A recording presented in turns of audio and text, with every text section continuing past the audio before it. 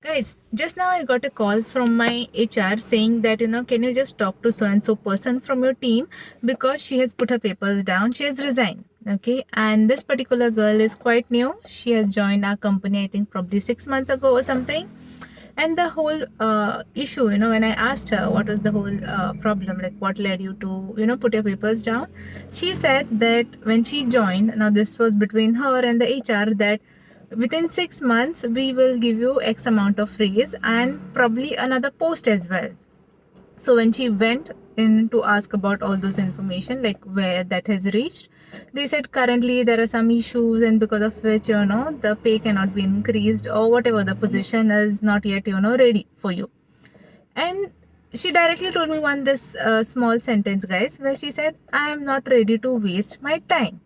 Okay, so she had come with a full-fledged plan that, in 6 months so and so thing is promised to her, and this will be the place that she would be at, this will be the position she would be at.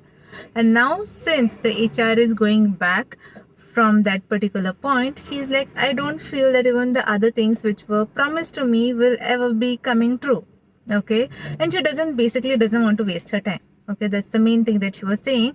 I can go somewhere else with the 6 months experience and probably aim for a higher thingy.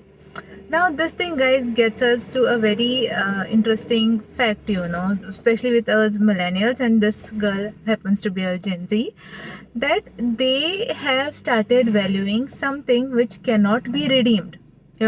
Once your time is lost, you cannot get it back, right? But us, like, the older generation somehow used to try and adjust, expecting that the things will get better, and we used to sometimes maybe end up wasting our time as well. But this girl chose the path that, no, I don't want to waste the time ahead. I don't know whether, whatever the other things that were promised to me will ever be delivered, so rather let me just go and see a better option.